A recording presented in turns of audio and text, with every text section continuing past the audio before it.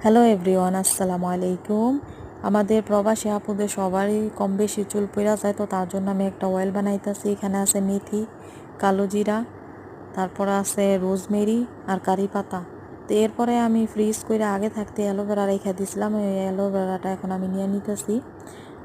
তো এর সাথে আছে আমলকি, 4টা আমলকি নিয়ে নিয়েছি আমি, এগুলোর ছোট ছোট করে পিস করবো। তো আমার অ্যালোভেরা অলরেডি কাটা হয়ে গেছে, ছোট ছোট পিস করা হয়ে গেছে।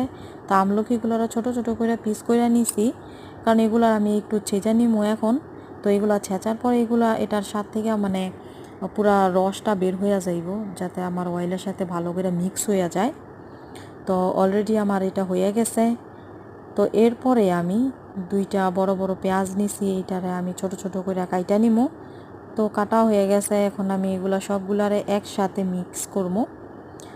তো মিক্স করবো আমি এখন, এগুলো ডাইলা দিছি। তো এরপরে আমরা বাঙালি সবাই তো প্যারাশুট অয়েল ইউজ করি। তো আমি এখানে 1 লিটার অয়েল ছিল আমার, এখান থেকে আমি 3 ভাগের 2 ভাগ অয়েল আমি এখানে ডাইলা দিছি, যেহেতু আমি 1 মাসের জন্য অয়েল বানাইতেছি। তো আমি সপ্তাহে 2 দিনই অয়েলটা ইউজ করি। তো আমি একটু এটা নাইরা দিতেছি, যাতে এটা সবটা অয়েলের সাথে মিক্স হয়ে যায়।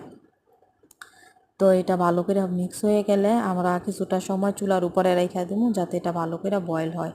তো অলরেডি এটার পানিটা শুকায় গেছে, জাস্ট এটা আমাদের অয়েলটার ভিতরে এটা ফ্রাই হইতেছে। যখন এটা ব্রাউন কালার হয়ে যাব তখন এটা আমরা ছাইকা নিমু। ঠিক আছে? তো আমাদের এখন প্রবাসের ভিতরে এই চুলের প্রবলেমটা সবারই আছে।